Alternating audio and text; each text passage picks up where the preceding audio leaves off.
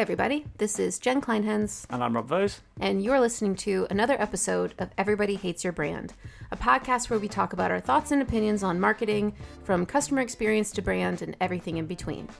Join us today for the first episode in a two-part series, What's the Point in Loyalty Programs?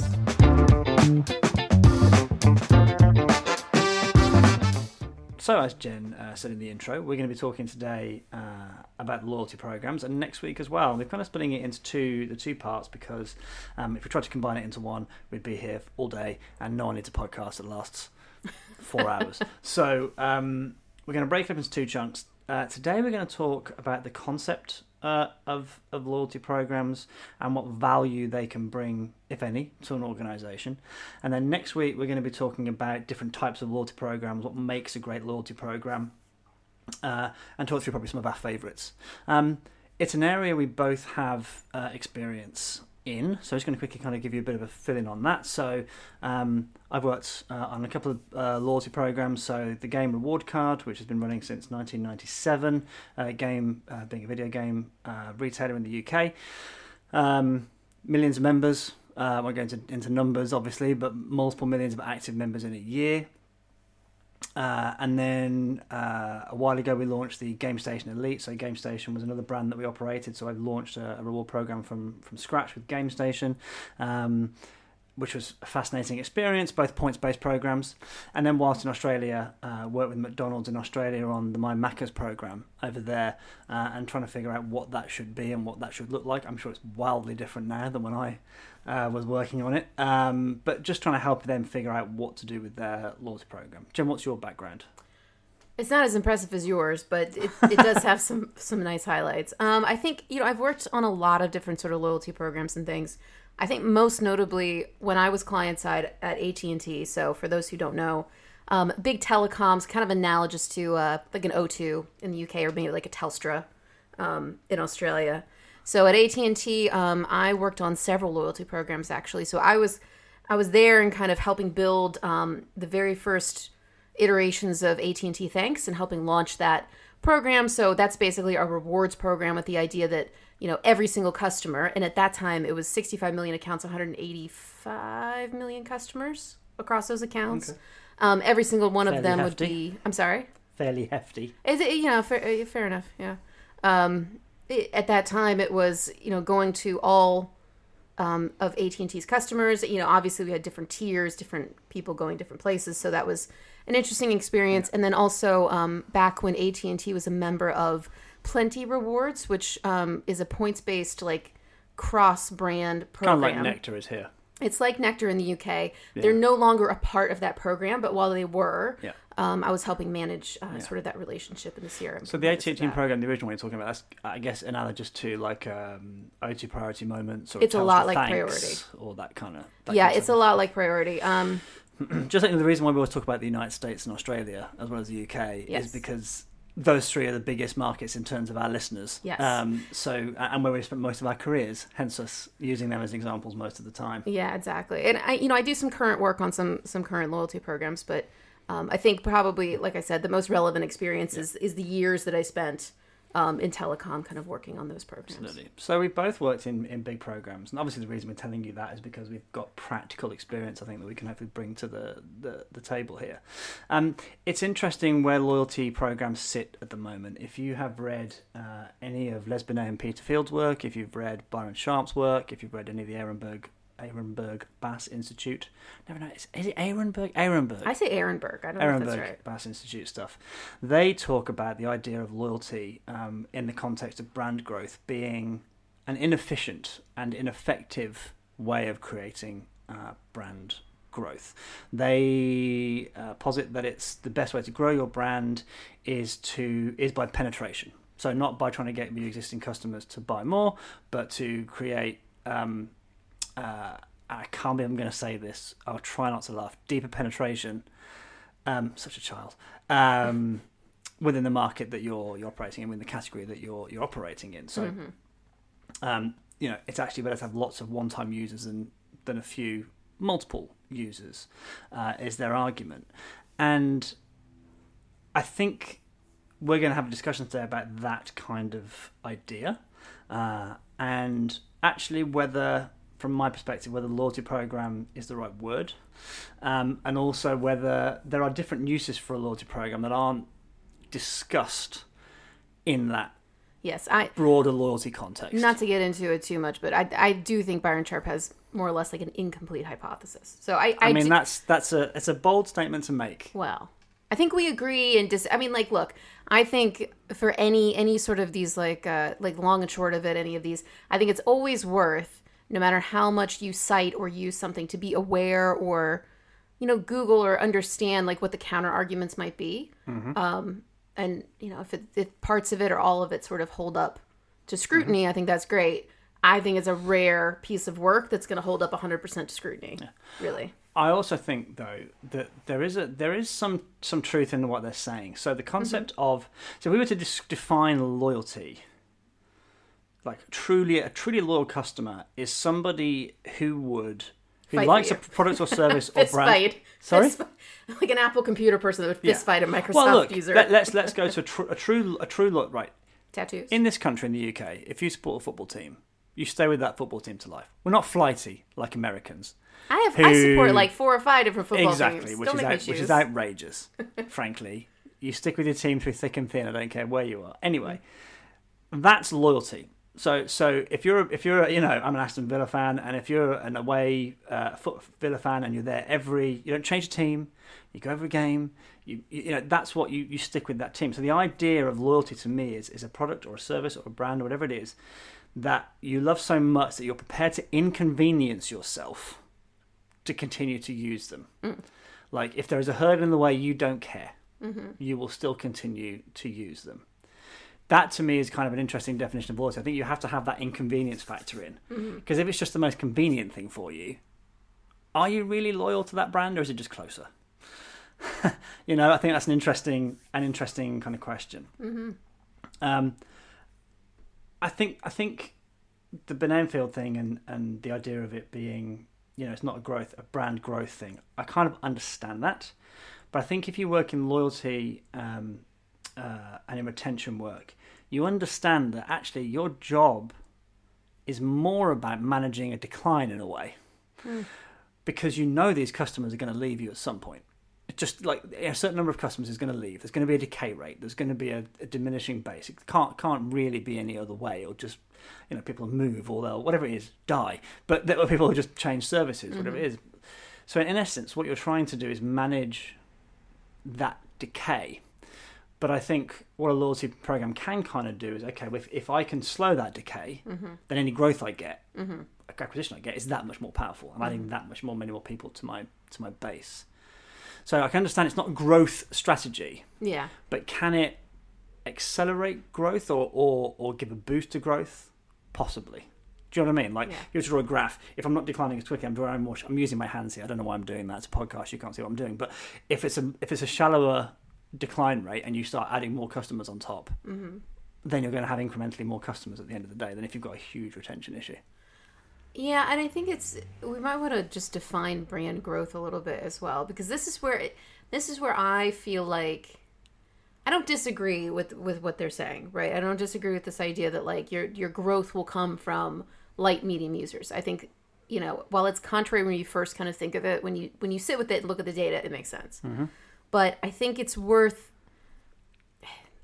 what I think that the words brand growth get away from are things like you're treating your customers like they're all the same. And to mm-hmm. be honest with you, I don't necessarily want my brand to grow if I have low value customers. If mm-hmm. I'm like a SaaS company and I sell, whatever, like a CRM, like a MailChimp, right? Mm-hmm. And I sell my service to you and you're on the lowest tier, technically my brand has grown. But mm-hmm. what if you call my service line every single day?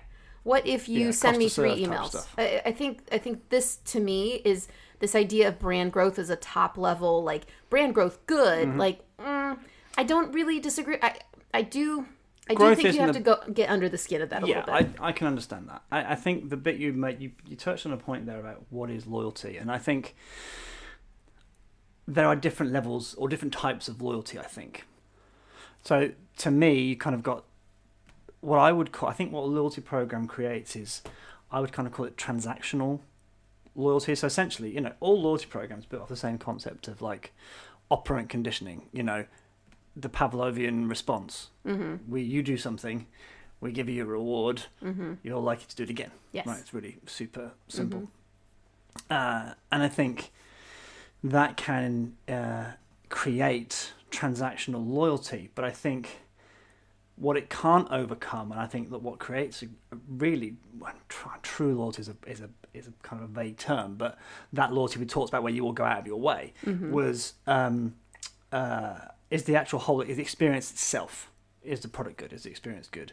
We talked about this in the last podcast. We recently had our Peloton delivered, how very middle class of us. Yes. But what a phenomenal experience that has been so far from start to finish. We'll talk about that later. That's in our things we're loving this week. Is it really? It's in mine. We're doing an update on that, are we? Okay, fair enough. But the idea is that to me, if your experience is off, it doesn't matter if you've got a loyalty program. It won't do anything. It won't fix a terrible experience. No, I remember, if you're off on price. So if I was at game and we put £5 extra on our game, the loyalty program can't necessarily make up for that situation. So I think to me, loyalty comes from the experience itself more than the loyalty program. Now, if you've got a great experience and somebody else has, and the program becomes a differentiator between the two, then great. It's an interesting question too, because we talked about Trader Joe's, I think, in one of these past few podcasts. And Trader Joe's is an interesting one. So for those who don't know, it's an American grocery store. It's a small footprint. There's about 500 stores, about 3,000 SKUs compared to about 30,000 SKUs in a normal, just a grocery store, not even like a Walmart Supercenter in the U.S. And they have outrageously loyal customers. I mean, I would consider myself in that group of people that enjoy Trader Joe's. But they're very lo-fi. They have no data. They have no coupons. They don't have a loyalty program. And I think purposely so. So they're related in DNA and then also corporate history to Aldi, which obviously I think applies to much more people because they have it in Australia, they have it in the UK. But this idea that those are very lo-fi experiences, yet people are pretty loyal because the experience is good. Now, could they be more loyal? Could you get more value out of those customers, out of your best customers? I think with the right loyalty program, you could. But these brands have a great experience, but have chosen not to go down that path. But I think that what you've hit on there is the idea that like a loyalty program, this will sound weird when I say it out loud, but I'll say it. A loyalty program doesn't have to be about driving loyalty. I'm intrigued. So let me explain what I mean. Back in, I can't remember when it was. I'm getting so old now. Maybe 2009, 10, when we were building what was going to become the Game Station Elite. I did some work with our agency at the time, building a business case for that piece of work. And as you start to build a business case for a loyalty program, what you start to realize is that it's difficult to create an assumption for the extra sort of the loyalty effect, as we called it, the fact that you're going to have people going to spend more money with you, and by having this operant conditioning in place and all that kind of stuff.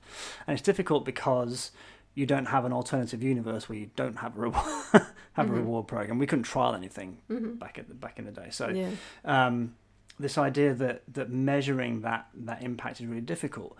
But what we built was a business case that didn't rely on that effect to get signed off. So working with a lovely person called Sheila Power, which is an amazing name. Anybody who's got a surname, Sheila Power. Oh, wow. She was fantastic.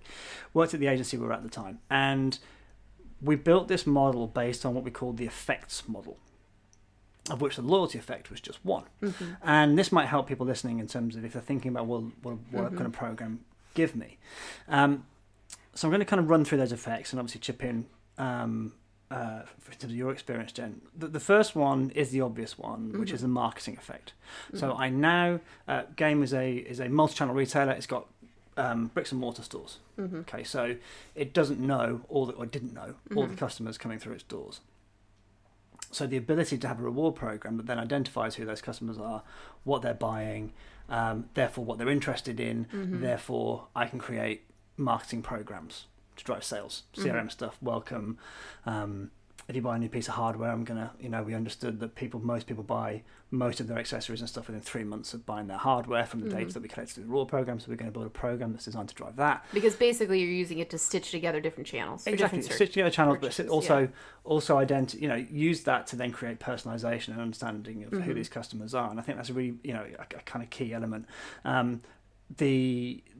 If you're if you're a web only, that's less important to you. It's less of an issue. Because you know who your customers are. But if you have a bricks and mortar arm, that's really valuable, and you can start to understand your customers and drive that marketing effect even harder. The second effect was what we call the supplier effect, and that was the idea that at Game and GameStation, we knew a lot about what our customers were doing within the video game sphere. So I know what games you're buying. I know, did you buy Call of Duty this year, the previous year? Have you lapsed? Have you not? Have you done all these kind of different things? What other types of games outside of what's your breadth, genres you love, all that sort of stuff? And we could then go to a publisher video game publisher, who know a lot about the games people are playing their games, but not the rest of that context, and go, look, we can help you through the use of insight and analytics and research and what have you, build insight around your customers. And we would then sell that, and then we would then sell the ability to contact those customers through us on their behalf. And that became a really valuable income stream from a trade marketing perspective. And then the other one that was really valuable, I think this is where I think the big bucks are, if I'm honest, is what we call the trading effect. Now what that meant was taking the data that we're getting from the reward program, the loyalty program, and creating insight, and then changing the customer experience. Yeah, based off of that insight. Exactly. Yeah. So the idea that maybe in a particular store, there's a few outlier stores where a particular type of genre is really popular. Well, let's increase the footage and space of that particular genre in that particular store, and let's make a feature of it. Down to little things. I remember once we were looking at, when do people buy video game controllers? And therefore how should we then sell them, and what messaging and all those kind of things. And that is hugely valuable. The hard part about that, and that's just for a different day, the hard part is not necessarily getting the insight there, it's actually putting it on the ground and doing something with it. That's where it gets really difficult. That's always the challenge, isn't it? Yeah, absolutely. And then the loyalty effect was the kind of cherry on top, which was you're going to make more money because of this operant conditioning thing. And it was a really valuable tool for us, because it meant we could actually kind of go, well, actually, if I can make the three things that I can measure, the marketing effect, the supplier effect, and the trading effect, if I can measure those, it's a lot easier than measuring the loyalty effect. If I can make that break even or make some money, then it's worth having the program. Yeah. With or without the loyalty effect. Totally. And I think that's a really interesting way of looking at it that you won't find in a Byron Sharp view of the world in terms of loyalty program. They're looking at those different extra levels, and you can add stuff on top. Things like things that are specific to your brand. So for game, we trade in video games, so we do have got the trade-in effect, which is extra points for trading in games, things like that. The really great, I think, example is the airlines, especially American airlines. Like specifically American Airlines or American company airlines? American company. Well, yes, of course. Yes, American. The many airlines that fly from within the USA as a carrier. You got to wonder about that name for that. I think it was probably American Airlines because it was maybe like the only plane that flew to America or something at some point. I was could rebrand at this point. I was reading an article in Forbes magazine about this, and what's fascinating is the scale of these programs. So. This is a great line. So United has something called Mileage Plus. And United, this is, I think, from 2019, this article. No, 2020, this is wrong. United is currently valued by the stock market at around $9.2 billion as of July 14th, 2020. Yet an investor filing in mid-June, United valued its Mileage Plus program at $21.9 billion. Oh. So in theory, if you were subtract the mileage program's value from the market capitalization, the implied value of United Airlines operations is negative. I believe that. Yeah, and the reason for that is they make money by selling miles primarily to banks. through credit cards. As a banks are the biggie. So you sign up to a credit card, you earn miles, you It doesn't cost them a penny until you redeem those, and then they have to pay back the operator, the third party who's put the points been in. They make billions and billions of, people. American Express might be buying these points in bulk, and they make an absolute. It's the reason I have an American Express card.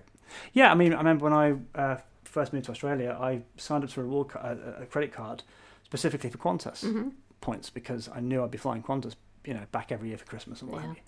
And I think that's a kind of, that structure is something I don't think is talked about enough in terms of why you should have a reward program. It seems to come down to that ethereal thing of, can I get you to shop more? Yeah. Just by the program existing. Yeah, and this is where I have some issues with the Byron Sharp stuff, because I feel like and look, I'm not familiar with every single thing he's ever written, but you kind of get the feeling with that particular piece of information that he did. This is what we used to call it. He kind of like threw a grenade and left the room. Do you know what I mean? Yeah. He was like, bye. This is this huge insight, and like there hasn't been a ton of follow up on it. I think because his research and sort of Ehrenberg Bass, they go into a different direction. But I would love to see like more specific, like I said, sort of under the skin information, because I think you make a very good point, which is that loyalty programs are not just for loyalty. And certainly, when it comes to customer experience, like, they can make a huge difference. They can differentiate, brands that wouldn't necessarily be differentiated because they have a good loyalty program. And I think that's why, and anybody who's worked with me at a game or whatever will tell you that I really don't like the phrase loyalty program. I would much rather it was called a reward program. Well, here's a question for you. Would you consider Amazon Prime a loyalty program? Yes, I would. I even wrote an article about it. And I think it's one of the ones I wanted to talk through next week, because I think it's a fascinating case study that uses behavioral science in a really interesting way to create loyalty using loss aversion. The idea that I have, it's one of the things. I've paid a certain amount of money to sign up to Amazon Prime. I'm going to start at Amazon when I want to buy something now, because I don't want to feel like that £79 was lost. I'm averse to that loss. Yeah, we'll talk more about it in the next we absolutely episode. Will. But I think it is an interesting program in a lot of ways, because like, why didn't Bezos do points? Like, why did they decide to not do that? And why did they decide, which at the time, I mean, was pretty, I don't want to say radical, but it was not a direction you would expect them to go when it comes to, like, I guess, quote unquote, a loyalty program. I mean, the phrase he came up with, I'll link the article that I wrote in the show notes, but the phrase that he came up with was, I want to build a moat around our best customers. Right. And if that's not the true definition of building a loyalty program, I don't know what is. Yeah. He just chose to do it in a different way. Yeah, and I think, though, if you were to look at a more sort of traditional approach to that, you would maybe get something like a Starbucks Rewards. Now, Starbucks Rewards is incredibly powerful. It's a great program, but I think that's more of down the sort of path of, I guess, traditional loyalty programs, for lack of a better term. Yeah. But he didn't go that way. He went, his team presented some ideas, and he decided to go in a different direction. I'd be interested to find out, like, why exactly. I think it's points seem to be sort of out of fashion, and have been for a while for some reason. Yes, I actually read a headline. It said points are, what did it say? Points are passé. No, they're passé. Dead is the thing. It's in this industry, we like things to die. They can't just go out of fashion. They have to be dead. Yeah, it can't just be slightly less popular than they used to be. Forever. Exactly. No one ever uses them. But I think there are some real value to points programs, which we'll talk a little bit more than this next week. But I think that one of the reasons they don't is because everybody's done one, and there's things like you have liability on your balance sheet. Yeah. The value of redemption, and I think there was a time when the American Airlines, again, if every customer redeemed their points all at once, the airlines would have gone bankrupt. It would collapse. Now, that's not ever going to happen, but well, I think that can never say never. I think we're in 2020. Never say never. That's probably a smart thing. But I think that's one of the things that puts people off a little bit as well. Yeah, I mean, it's an interesting point around them being passé and things. I think we probably talk a little bit about this next week as well, because I think that it does kind of speak to a broader sort of industry issue, which is everything's got to be dead or dying, or it was in fashion for 2 years and now it's gone forever. Yeah. But I do think there's something to be said about customer expectations. And when everybody starts to do something, suddenly over a 10-year span, let's say, customers start to get onboarded to that. They understand it. And then they start to expect it from everybody because so many places are doing it. Yeah, it becomes price of entry to a degree. Exactly. And then if everyone's doing it, it's not really a loyalty program anymore, is it? Yeah, and look, we could talk more about this next week as well, but I really feel like, loyalty programs are changing for sure. I think data is definitely playing a big part in that. But I think you'll start to see a rise of more programs like in the U.S., Panera Bread has... it's $8.99 for unlimited coffee, and Pret in the UK and in the US. Just launched one, hasn't they? Yeah. Well, they just launched one in the UK. I don't know if they're doing it in the US, but it's like £20 a month for unlimited coffee. And even at Game, they relaunched when Game and Game Station got merged, and it's just one brand now. Game. Whilst I was all gallivanting in Australia, they launched something called the Elite Program, which again is a paid tier. Which when it first came out, everyone's like, "Can you taking the piss here?" Like. But actually, when you look at some of it, it can be hugely powerful in terms of what they're offering. So I think that idea of paying to get into tiers paying to get into programs is a really interesting concept. The game reward card used to be £3 back in the day, and the argument was always it made you again a really small amount of loss aversion. It made you more engaged because you've given up some of your own money to get it. So I think if I kind of just quickly summarise, then I think the key point we talked about here is that I think we both agree the idea of loyalty, quote unquote, a loyalty program is going to struggle by itself to create loyalty. You have to have the foundations have to be right in terms of your, as you said, a loyalty program can't ever become a terrible experience. Yes. But that there are benefits to a reward program that go beyond that next transaction that will also generate revenue, reduce costs, whatever it might be, that can potentially, depending on who you are, and especially I think if you're a bricks and mortar retailer and not just a pure play online player, can really give you value through identifying who your customers are in a bricks and mortar environment. I think if you're a pure play, I see less value in it because the data that you're getting anyway, because people have to give you their names and addresses and details and all that sort of stuff, and you're tracking transactions anyway through a pure play retail. I mean, ASOS used to have one, I think dropped it. Oh, did they? I paid for it for a year. They're going to, or drop it, or they were talking about it, and I think there's an element of we're getting all this stuff anyway. Like, why are we? Why are we giving away value? Yeah, and that's one thing I didn't really understand is ASOS, especially as a brand, are very good at like holding on to basket information for a really long time. It's one of the reasons why I used to shop there like a fair amount. It's because you could get a lot of different brands and you could stick things in your basket and they would stay in your basket for like 2 or 3 weeks. So the next time you go like, was I looking for a sweater? Was I looking for a jumper the other week? Oh, I was. I'll just go to ASOS because I can look at a bunch of different things and I know that they'll keep everything there. It's the same reason they shop at John Lewis now. Sorry. No, after you hadn't finished. No, it's just the point to be made that, there were a lot of other things that were making me a loyal customer. Yeah. And I sort of saw their, $9.99 for a year's worth of like free shipping loyalty program as icing on the cake. So it's more ammunition, I think, to say if your experience is right, then the loyalty, can't make up for it, but they can add to it and make it even stickier. But you've raised a good point there that I forgot to mention earlier, which is the idea of measurement of loyalty programs. So I talked about the idea you haven't got a separate alternative universe somewhere where it doesn't exist. What you'll see a lot of is somebody will say, well, if you're a member of our loyalty program, they spend much, much more than customers who aren't members of our loyalty program. Like, well, of course. You yourself said, I like that anyway, therefore, of course, I'm going to sign up to it. So the more engaged your customer is, the more likely they are to sign up to your reward program. So if you see anywhere anyone who says, well, our reward customers are much more valuable, that might be true, but it's not necessarily caused by the fact they joined the reward program. Exactly. Yeah, correlation or causation. I mean, it's an interesting question, right? Because I think done right, a loyalty program can make people more valuable. It can make them a more valuable customer because you can... Like for Amazon specifically, I mean, it's interesting because you can go back and actually look at your purchase history on Amazon, your total purchase history.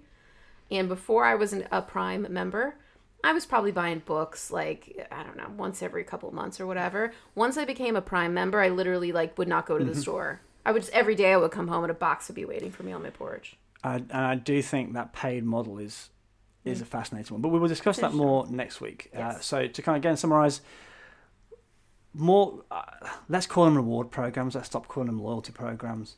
Let's stop expecting loyalty programs to solve a crap experience, and have realistic expectations of what they can do.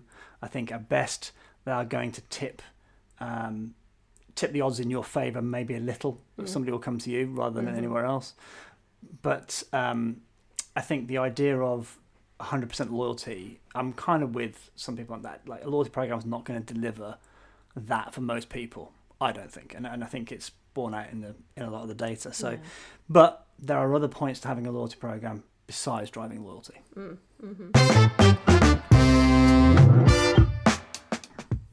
So that's it for this episode of Everybody Hates Your Brand. We hope you enjoyed it. You can find show notes, resources, and more episodes on our website, everybodyhatesyourbrand.com. But before we go, let's leave on a positive note and share what we're loving right now. Rob, what you got this week? Well, if you remember, people who listened to the podcast a couple of weeks ago, remember I talked about a story where Burger King made donations to Twitch video game streamers. So Twitch being a video game streaming platform, putting donations, popping up with Burger King messages without asking the streamer. The consent of the they streamer. could do it. Yes. Well, Twitch have kind of got themselves into trouble. Well, that wasn't Twitch's fault. That was somebody using Twitch. But Twitch are in the news again. So there's an article in Kotaku, headline, Twitch streamers are furious about new midstream ads they can't control. Oh, no. I would just also like to point out the first sentence is magical. The internet is a hell dimension powered by unchecked data collection and advertisements. I love that. So basically what Twitch have done is they've started to test new midstream ads the streamers don't have any control over. So what streamers can do is they can place ads, and they can put ads at the beginning, the middle, maybe do ad breaks, things like that. But they've just started chucking in ads. How? Is it overlaid over their it shrinks stream, the streamer screen down. Oh no. So the stream is in it, I suppose, it uses, they call it picture by picture. So the stream you're watching pops out to a smaller window, and the ad rolls in the main window, which is ridiculous. And it obviously just then goes back to, obviously the audio you hear, I assume, is of the... That's a Twitch power move. Who do you think owns this streaming platform? Absolutely. Streamers. Good lord. What's interesting is that Twitch also said that if streamers have triggered an ad break of their own recently, the automated midstream ads won't happen. Okay. But by hook or by crook, streamers now have to run an ad during their stream, which is fascinating because the issue there is of a slight sort of misnomer. Now, some of that revenue is going to go to the streamer, which is fair enough. But the way that they kind of make money is a bit different. So streamers make money through long-term subscribers, or through donations, or through all of those things. That, you know, donations, brand deals, all those kind of things. But Twitch is hugely reliant on ad revenue. Yeah. So in essence, the Twitch streamers don't necessarily need the revenue from the ads, but Twitch needs them to sell the ads. But it's a really interesting kind of situation. I think it's iffy at best. I think it's crap from a customer perspective. I think from a streamer perspective, I wouldn't be wildly happy about. Can they control what ads they show? I genuinely don't know. I don't think so. They give them a choice, like. I don't think so. I think they just have to. They just choose where an ad break's going to go. Oh, interesting. But I think it's again really an interesting concept, because as TV isn't dead, but as TV in terms of live TV viewership declines, which it is, especially amongst quote unquote the youth. Yeah, we just watched TikTok. Yes, we. Yeah, okay, fine. The point that's put about brand building, TV works as a brand building medium because it's a collective experience and everyone talks about it. Yes, it's a shared emotional experience. And I mentioned a couple of weeks ago about the idea of Fortnite and the whole Travis Scott, whatever his name was, doing his thing where all these people were watching. Yeah, and flying around. It was really cool. Yeah, and if you're a big enough streamer, now not very few are, but if you're Ninja or Shroud or some of these really big streamers, that's a kind of an interesting collective experience that somebody wants the brand, advertiser want to get in on. Yeah. But those sort of people are hugely anti that kind of stuff. I just find it an interesting idea, and I think I personally think it's a bit shocking that they can just drop an ad in. And I think the backlash is coming, and it'd be interesting to see if Twitch kind of decide to stop doing that. It would be an interesting way for YouTube to get a lot more streamers, wouldn't it? It would. Of course, they're not so great with the forced unskippable ads now. So, Jen, what's your thing this week? Yes. So I know this is like technically marketing. It's mostly product.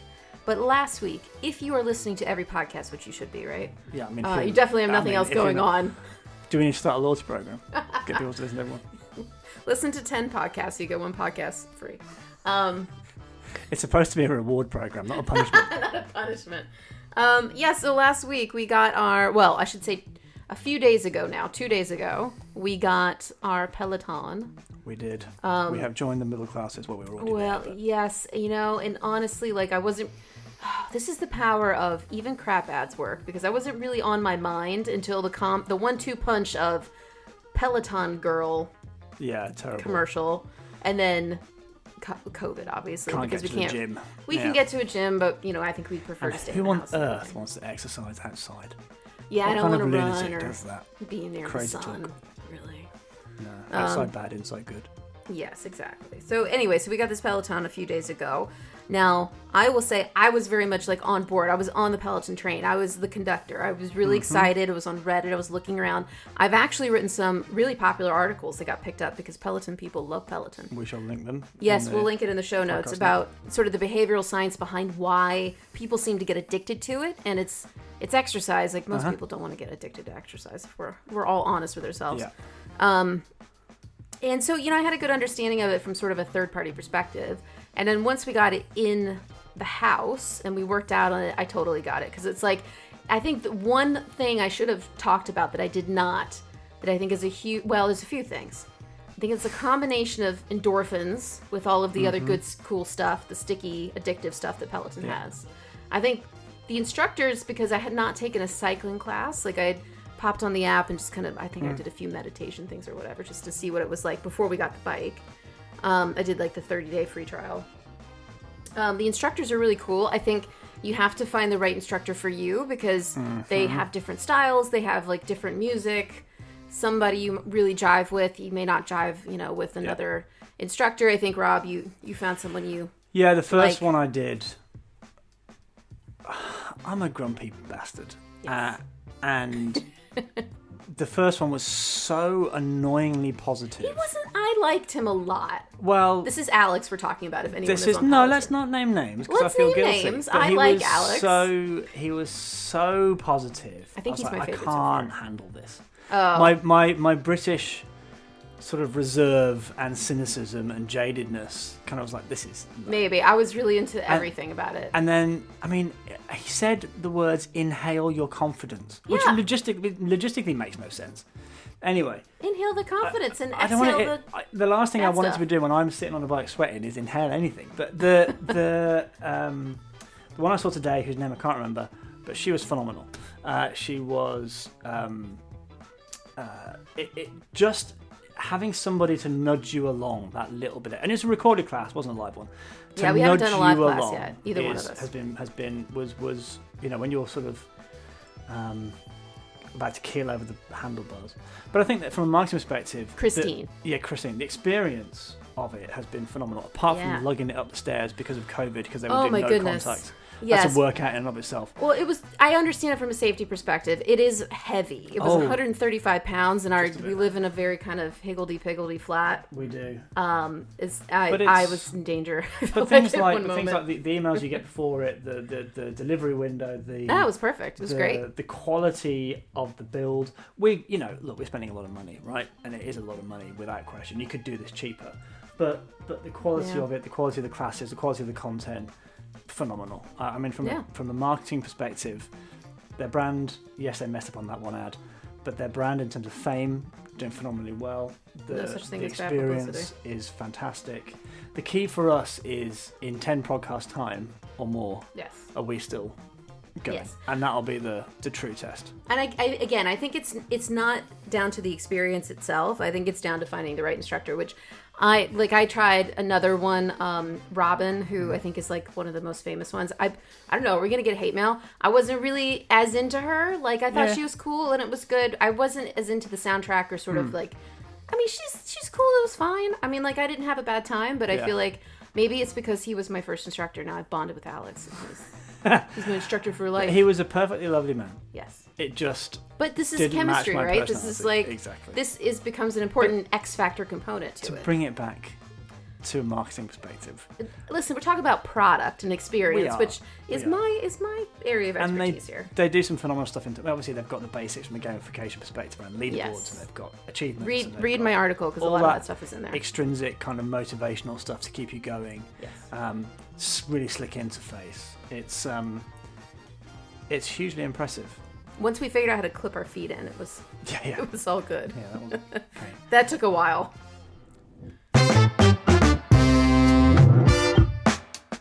Well, you did it. You wasted another perfectly good half an hour or so with Rob and Jen and the Everybody Hates Your Brand podcast. Tune in next week for part 2 of What's the Point of Loyalty Programs. Again, you can find us on everybodyhatesyourbrand.com and your podcast platform of choice. Have a good week. Take great care. Be vigilant.